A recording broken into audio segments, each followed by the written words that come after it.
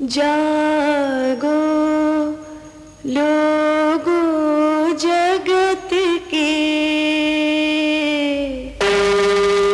बीती काली रात, हुआ उजाला धर्म का, मंगल हुआ प्रभात।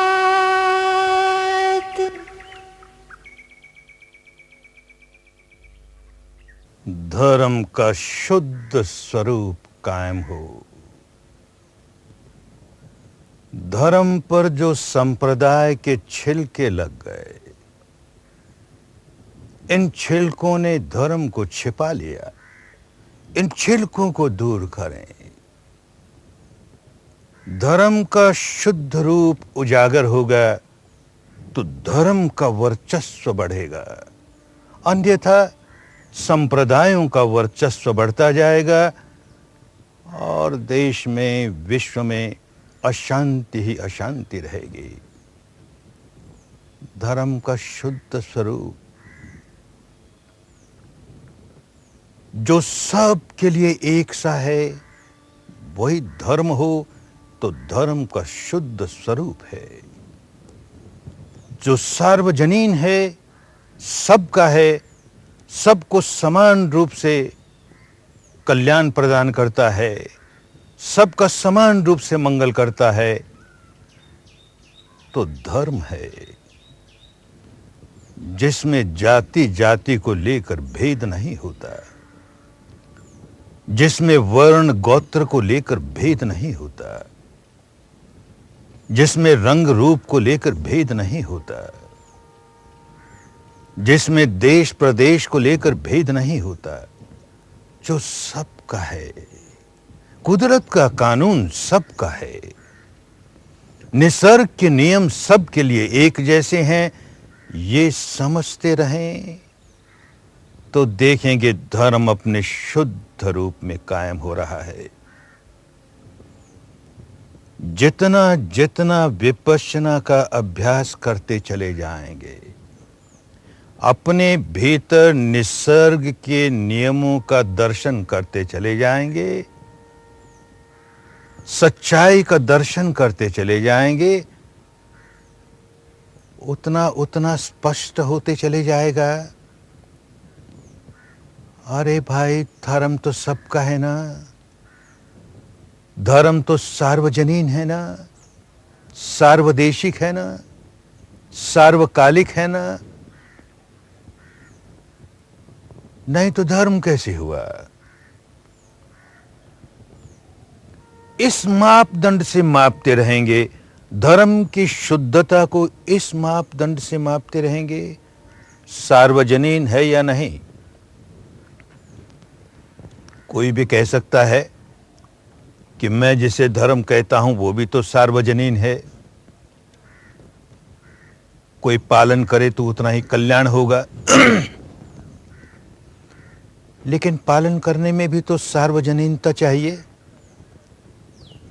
अगर पालन करने वाले को हिचक हो कि मैं कैसे पालन करूं, ये तो मेरे लिए ठीक नहीं है, तो कठिनाई खड़ी हो जाएगी ना। एक आदमी भली भांति सोच समझ करके देखे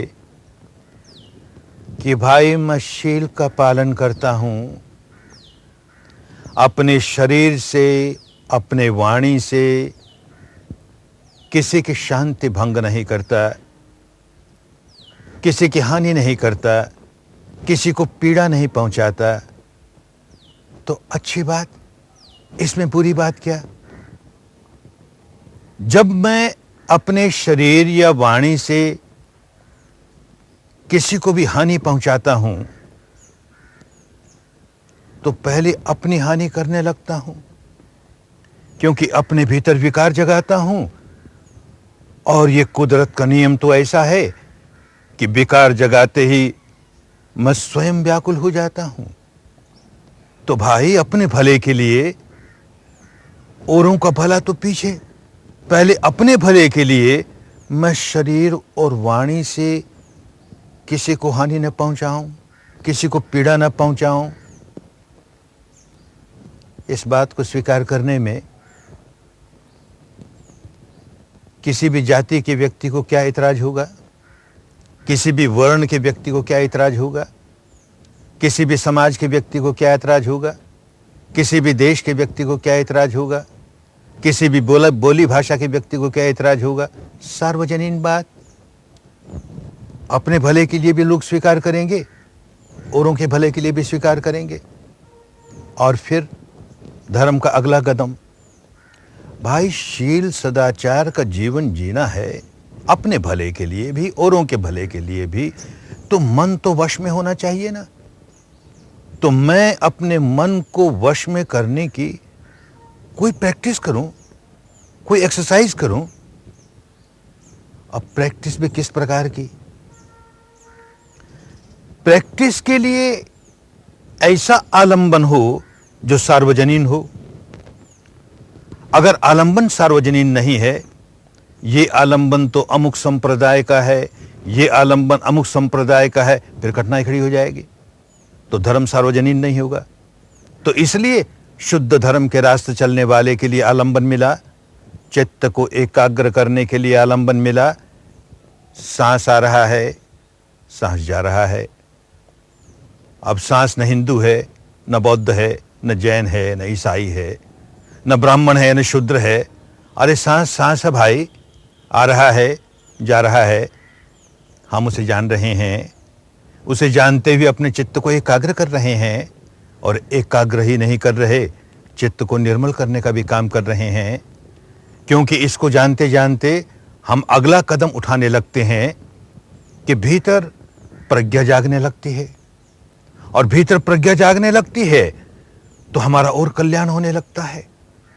तो समाधि का जो काम किया, धर्म के दूसरे चरण उठाने का जो काम किया, वो भी सार्वजनीन। सांस के सहारे सहारे हमने समाधि के क्षेत्र में आगे बढ़ने का काम शुरू किया। अब जब प्रज्ञा का काम करते हैं तो शरीर पर संवेदनाएं हो रही हैं, इस तरह की संवेदना है या उस तरह की संवेदना है।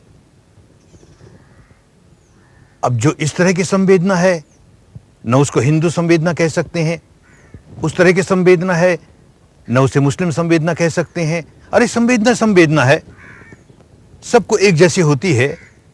शरीर का स्वभाव है, गर्माता भी है, पसीजता भी है, धड़कता भी है, फड़कता भी है, इसमें स्पंदन भी होते हैं, इसमें सिहरन भी होती है, इसमें पुलकन भी होती है, इसमें धूजन भी होता है, इसमें कंपन भी होता है, इसमें भारीपन भी होता है, दबाव भी होता है, दुखाव भी होता है।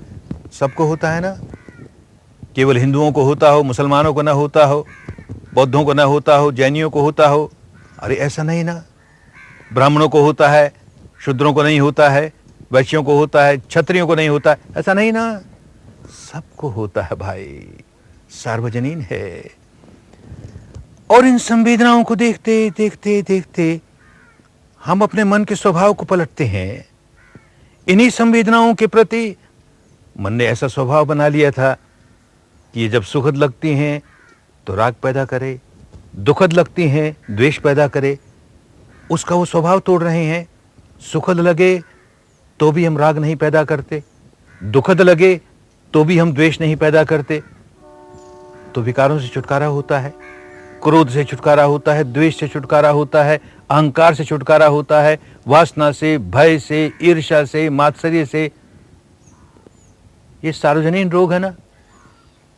जब किसी को क्रोध जागता है तो क्या लेबल लगाएंगे? कहेंगे ये हिंदू क्रोध है, कि ये बौद्ध क्रोध है, कि जैन क्रोध है, कि मुस्लिम क्रोध है।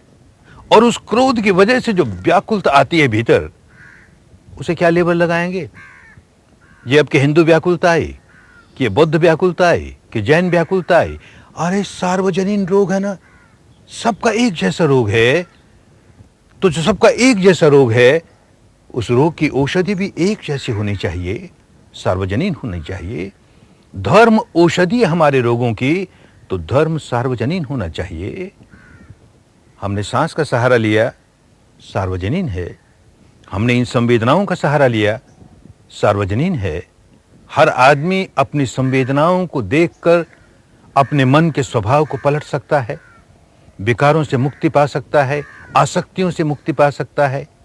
ये जो श्राव बहने लगे, विकार जागा और श्राव बहने लगा, एक रसायन बहने लगा भीतर, सबको एक जैसा है ना, और वो रसायन इतना अप्रिय लगा कि उसकी वजह से फिर विकार जागा। सबको ऐसा ही है ना, उसके प्रति आसक्ति हुई तो संवेदनाओं के प्रति आसक्ति हुई, सबको एक जैसी बात है ना। आदमी कहता है कि उसे व्यसन लग गया, कोई कहता है इसे शराब का व्यसन लग गया। भीतर जाकर के विपश्यना के सहारे जब सच्चाई को देखेंगे तो साफ मालूम होगा व्यसन शराब का नहीं है, व्यसन संवेदनाओं का है। शराब पीने से जो एक प्रकार की संवेदना होती है वो प्रिय लगने लगी और बार बार अर्ज उठती है, बार बार जी चाहता है वैसे संवेदना फिर हो, वैसे संवेदना फिर हो। ये अंतर्मन में चल रहा है। ये ऊपर ऊपर वाला मन तो शराब फिर चाहिए, शराब फिर चाहिए, लगता है शराब का व्यसन है। अरे शराब का व्यसन नहीं भाई, इन संवेदनाओं का व्यसन है। जुए का व्यसन नहीं भाई, इन संवेदनाओं का व्यसन है। इसी तरह से क्रोध का व्यसन नहीं भाई, इन संवेदनाओं का व्यसन है। वासना का व्यसन नहीं, इन संवेदनाओं का व्यसन है।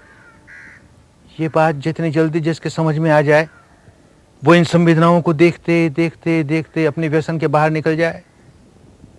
किस प्रकार शराब के व्यसन में डूबे हुए लोग, एक शिविर होता है, 2 शिविर होता है, 3 शिविर होते हैं, कोई धमकी नहीं देता घर जाकर शराब पिएगा तो तुझे वो कुंभी पाक नरक मिलेगा, कोई नहीं कहता।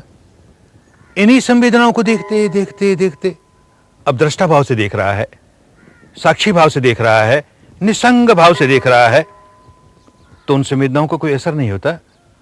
उनका व्यसन टूट रहा है, आसक्ति टूट रही है। अरे ये सबको होता है ना, तो हमारा सार्वजनीन रोग है और ये सार्वजनीन इलाज है। किसी को मलेरिया हो जाए तो क्या कहेंगे, ये हिंदू मलेरिया है, क्या कहेंगे ये मुस्लिम मलेरिया है। अरे मलेरिया मलेरिया है भाई।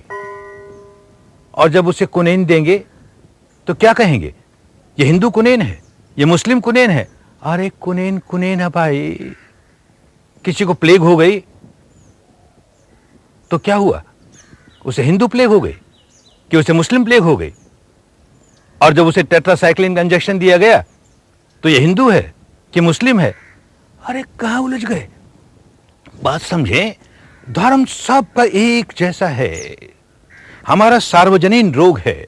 हर व्यक्ति विकार जगह जगह के व्याकुल होता है, पागल होता है, समझ नहीं रहा मैं क्या कर रहा हूं, अपनी हानि करता है।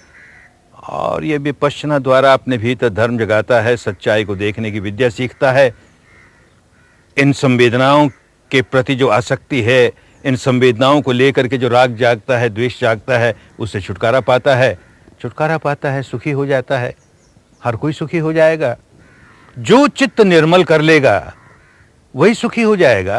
ये चित्त को निर्मल कर लेना, उसे सद्गुणों से भर लेना, ये किसी एक जाति की मोनोपोली नहीं, किसी एक संप्रदाय की मोनोपोली नहीं, किसी एक वर्ण की मोनोपोली नहीं। अरे कोई करे, जो अपने चित्त को निर्मल करे वही संत हो गया।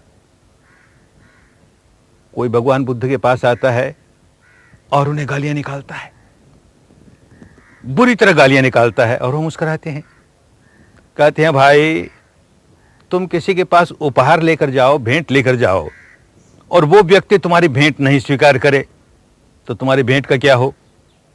तो कहता क्या हो, मेरी भेंट मेरे पास रह गई और क्या हो। बस यही बात हुई ना, तुम गालियों का उपहार लेकर हमारे पास आए, हमने तो नहीं स्वीकार किया, तुम्हारी भेंट तुम्हारे पास। अरे बड़ा समझदार आदमी था, बात समझ में आ गई। सारा जीवन हम क्या करते हैं, एक उपहार गाली की किसी को देते हैं, वो 10 देता है, हम 100 देते हैं, वो 1000 देता है, तू भी दुखी मैं भी दुखी। ये कैसा संत है, ये उपहार स्वीकार ही नहीं करता, तो बदले में ऐसा उपहार देता भी नहीं। अरे निर्मल चित्त हुआ ना, कोई हो जाए। भगवान महावीर के कान में कोई कील ठोंक रहा है, वो मुस्कुराते हैं, पागल है, इसे होश नहीं है क्या कर रहा है। उनकी मैत्री जागती है, करुणा जागती है। अरे ऐसी मैत्री करुणा जागनी केवल जैनियों की मोनोपोली है कि बौद्धों की मोनोपोली है? अरे संत हो गया तो जागेगी ही ना। ईसा मसीह को टांग दिया गया, क्रॉस पर टांग दिया गया, हाथ में कील ठुकी है, पांव में कील ठुकी है, सिर में कील ठुकी है। जीवन का अंतिम क्षण नजदीक है और उसके मन में करुणा जागती है, मैत्री जागती है। अरे इन्हें अपने किए का कर्म का फल न भोगना पड़े रे, इनको अपने कर्म का फल न भोगना पड़े रे। संत है ना, कोई हो निर्मल चित्त हुआ तो संत हो गया ना। पैगंबर मोहम्मद साहब रोज अपने मस्जिद में जाते हैं नमाज के समय, और रास्ते में एक बुढ़िया का घर है, उसको किसी बात को लेकर के उनके साथ मेल नहीं बैठता, उनके विचार उसे ठीक नहीं लगते, उनके उपदेश ठीक नहीं लगते।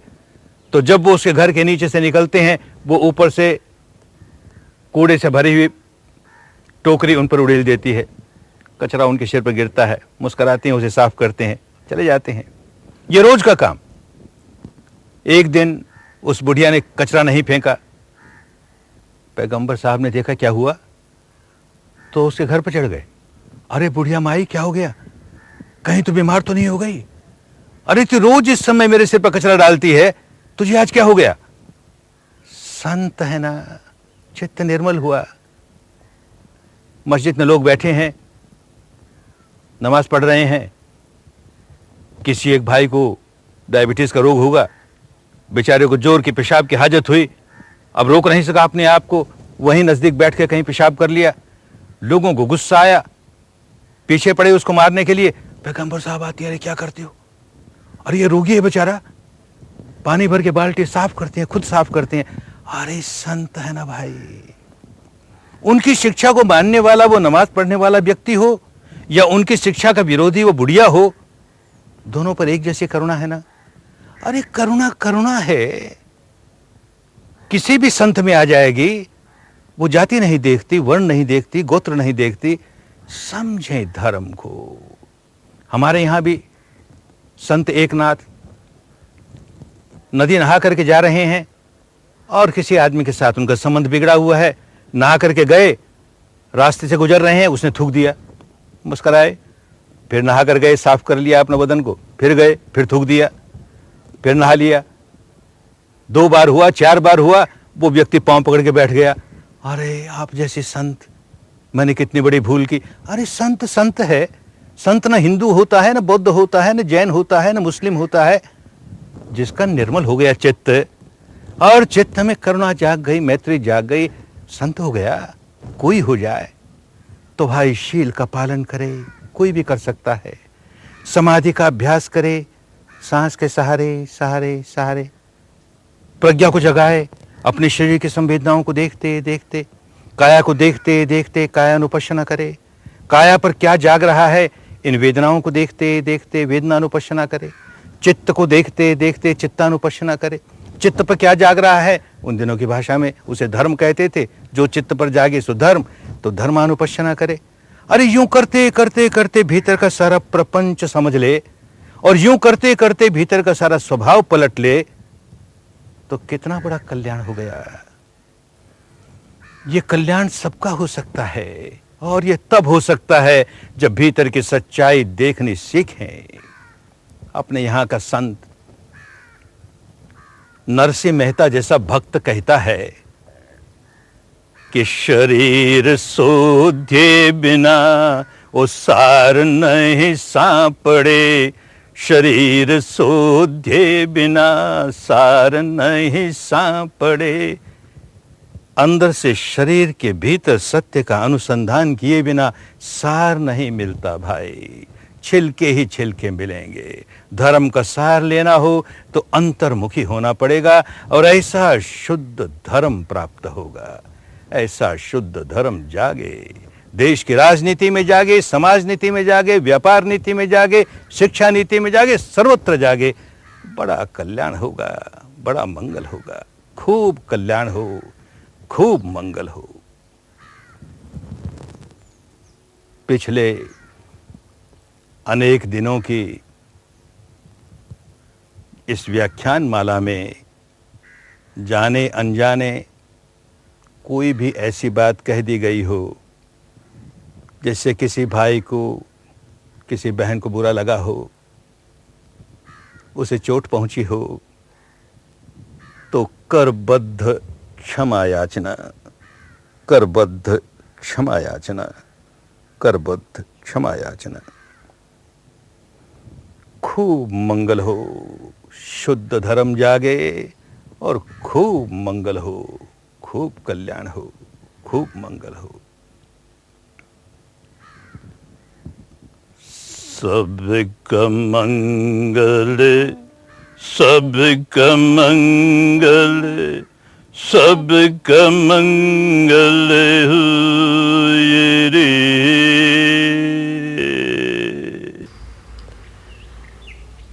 सबका मंगल, सबका मंगल, सबका मंगल होए रे। तेरा मंगल, तेरा मंगल, तेरा मंगल होए रे। शुद्ध धर्म घर घर में जागे, शुद्ध धर्म घर घर में जागे, घर घर शांति समाए रे, घर घर शांति समाए रे। नर नारी हो धर्म बिहारी, सब नर नारी धर्म बिहारी, घर घर सुख छा जाए रे, घर घर मंगल होए रे। सबका मंगल, सबका मंगल, सबका मंगल होए रे।